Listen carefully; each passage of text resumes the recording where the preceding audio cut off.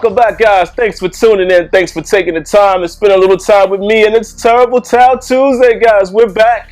But don't get too excited. It is the new season, but it's still free agency. So this is just a real quick pop in and pop out introduction. Just letting you guys know that we'll continue this series this coming season. As we get closer to the season, it'll be more regular. And of course, once we really get in the thick of things, it would be a weekly thing. But yeah, just wanted to pop in, guys, and do some special editions, here and there. Definitely free agencies going on right now. We got some news to talk about, unfortunately. So we'll go ahead and talk about that today. And like I said, just letting you guys know what to expect. We'll continue this series going. And I got some bigger plans and bigger things in store for the upcoming season.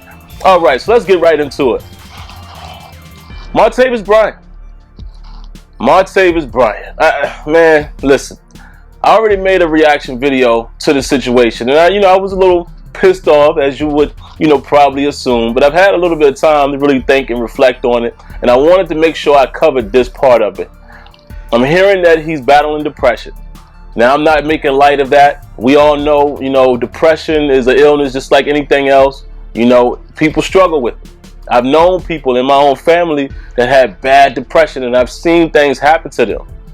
But at the same time, I have to still go back to my original point. You have to control yourself, man. At some point, if you know you're battling depression, you definitely have to reach out and get help. Now, obviously, I'm not going to act like I would do everything perfectly. I understand, man, if you are going through certain things, you don't always know how to seek help for yourself. And you don't always know how to, take care of it your own way. I understand that. But what I'm saying is, we can't act like this is the first offense. He had a problem last year. He was suspended 4 games. And if you know the new policy, from what I'm hearing, that's at least the 4th time that he would have failed the test to get the suspension of 4 days.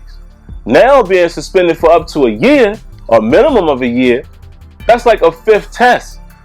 So my point is, I know the Steelers organization reached out to him last season. Can I confirm that? No, but come on. We all know that they did something. This is their player. He said himself that he was being, helped and had a lot of support from the team and all of that. He wanted to focus on being a professional, getting back to what he loves to do. Okay, we believed you.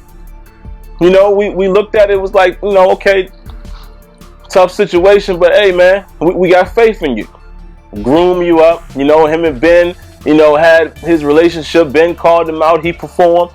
Come on. This is what I'm saying. So you went through that. So now to turn around and you're dealing with it again. Like I said, I'm not knocking that man's depression. But listen, I don't know if I can use that as an excuse when you've had multiple incidents. That's my point with that. Come on, man. I mean, you can't allow that to potentially blow millions of dollars. Even this coming season is unpaid, and they said he was, set to make $600,000. Yeah, it's not $1 million, but how many of y'all got $600,000? Could you use $600,000? I sure could. And all for what? Like I said, I'm not knocking his depression. I'm not knocking that. I'm just saying, you gotta get yourself together, man. I mean, you have resources there and people helping you. You have to commit to that, to trying to change for the better good. And let me say this too, because so many people keep saying, oh, it's just weed. Oh, it's legal in some places and it's not that big a deal. Okay, I hear what you're saying, but at the end of the day, can you go to your job and smoke weed? For you guys who work in the office, can you go into the office today, light up a spliff? Yeah, that's an old word. And smoke it. Can you do it? I think not. So that's not the point. It's the point of him being disciplined is the real issue. That's the real issue. So there's that. How is it going to affect that offense? I don't know. That's yet to be determined. We did pick up Darius Green. Great pickup, in my opinion, because of the speed aspect and the athleticism. No, he's not Heath Miller. Let's not kid ourselves. I see a lot of people saying, oh, he's going to be 2 times better than Heath Miller. Really? A real Steelers fan wouldn't say that, because we know all of the value that Heath Miller brought to that offense in terms of blocking, in terms of the pure hands. Okay, he dropped a couple, everybody does, but he had hands. He was a reliable security blanket for Ben. Knew how to get open, even though he wasn't that fast. And in his later years, never really was a fast, tight end. He knew how to get open. He was always where he was supposed to be. That is very important in the NFL. The Darius Green would definitely have to prove that. But like I said, vertically, giving Ben another weapon to throw down the middle of the field, stretch out the field, I can't wait to see how that's going to play out. Unfortunately, we don't have Martavis Bryant out there to put that pressure on the defense as well to take the top off. We already know what AB is going to do. We already know what Marcus Wheaton is capable of. But see, this is my opinion. I like to keep Marcus Wheaton in the 3. I think that's where he works, inside in the slot. Look at the Seattle game last year. The reason why he got so much, love, because they was paying so much attention to Martavis and Antonio Brown. Now, if you put Marcus Wheaton at the 2, now he's basically a starter. You understand what I'm saying? Like, he's the 1 and the 2. So your corners can pay attention to those guys. Might not be able to do as much work. I think he still would do his thing, but I think you guys understand what I'm trying to say. Sammie Coates, we'll see what Sammie Coates is made of. I like this kid. He showed definitely, some potential last season, even in the playoff game. I'd like to see where he's at this year, year 2. And I think this is going to affect our draft a little bit. I think we're actually going to draft a receiver now. I really think so. Now, you guys know I want to go pure defense on this, in this upcoming draft. But let's be honest, you have to address a couple other areas. I think we probably should pick up a receiver, and we probably should grab another lineman, somewhere in the draft. Get another old lineman, because right now, we got Foster back. That's great. Pouncey's going to come back. We got DeCastro, which is another guy who's going to come up for a contract soon.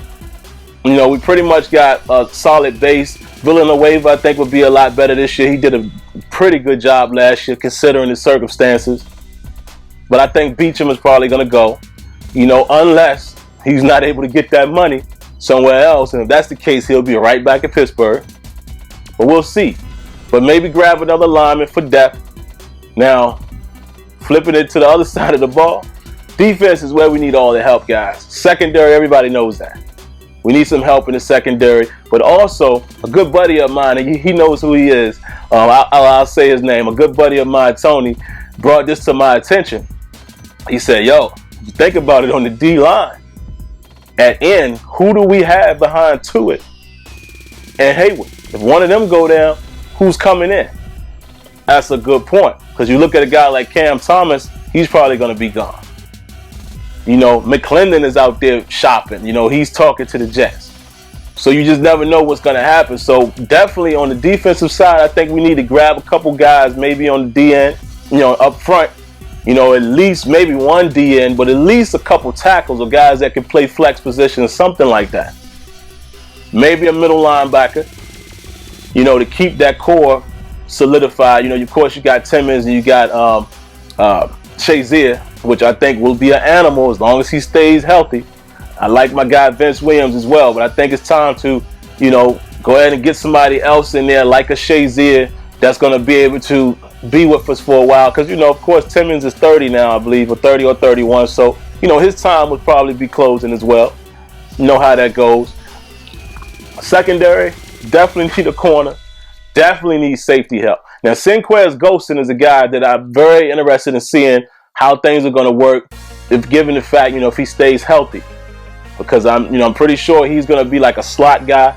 So I'm looking at, picking up another corner or two to help on the outside. I'm thinking right now it's going to be William Gay and Cockrell that are going to start. I don't know exactly what's going to happen with Brandon Boykin. He's probably going to be gone as well. Maybe not. Excuse me. And I believe Blake is going to be gone as well. And, it is what it is. So definitely need some need some help there. Definitely situational football. Cortez Allen, I think it's time to cut ties with him with the money aspect. He's just not, he hasn't been healthy. And he lost his confidence. So it's kind of like one of those situations in business. You got to do what you got to do. But at the safety, we definitely need some help. I like Robert Golden, though.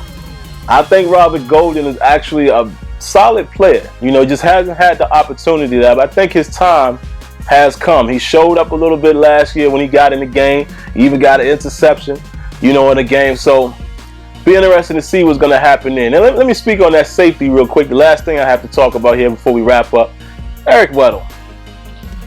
I thought we was going to be able to get Eric Weddle, man. I think he definitely would have helped us out being able to play free safety and strong safety. Would have been interesting to see what we would have done with him, being that Mike Mitchell is the starting free safety. I wonder if we would have thrown Weddle into strong, or if we would have moved Mitchell down to the strong, because that was talked about as well. So that would have been interesting, but hey, he goes to the Ravens. And, I can't really be mad at it. You got to look at it like this. He's 31 years old, right? He signs a 4-year deal worth, $26 million, I think. Come on, man. And, he's probably at the end of his career as well. You got to go get the money. And I know Pittsburgh couldn't pay him that. I know our cap is not that high. And that's one thing. This is the last thing I'll say. A lot of you Steelers fans got to realize that too, man. I had some discussions with some guys yesterday, and they weren't, feeling the same way. They was like, why we don't go after these guys? Why we don't go after that? Y'all have to understand two things. Number one, that's not the Steelers' philosophy. They don't chase big money free agents. They don't do it. They don't build a team like that. You should know that. Number two, we don't have a lot of cap space. So, it's easy for us to say, dang, why didn't we win this guy versus that team? Well, it's a very simple answer. They offered more money. And at the end of the day, you can't be mad at these players. We could say it selfishly as a fan and say, oh, man, you should have came to Pittsburgh and you should have took less money. It's easy for us to say that. That's not our job. That's not our livelihood. These guys got to worry about their money, health, and all of that, in consideration. You never know. You might get hurt. So they got to worry about getting that money while they got a chance to play football. Can't be mad at that. So that's all I got for you today, guys. As things pick up, if more news comes up, I may drop back in on another Tuesday. But like I said, I just want to let you guys know that this will continue. Once the season gets closer, we'll get into the thick of things. But definitely we'll be bringing back this series this year. So, all right, guys, leave your thoughts, leave your comments. I promise it won't hurt you to hit that like button. All right, guys, until next time, let me know what you think. Peace. Once again, guys, thanks for coming by.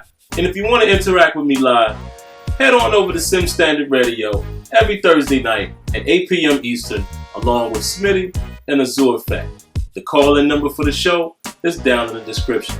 Now, of course, for more content, go ahead and click the link above. And before you go, don't forget to rate, comment, and subscribe. All right, guys, until next time, lights out.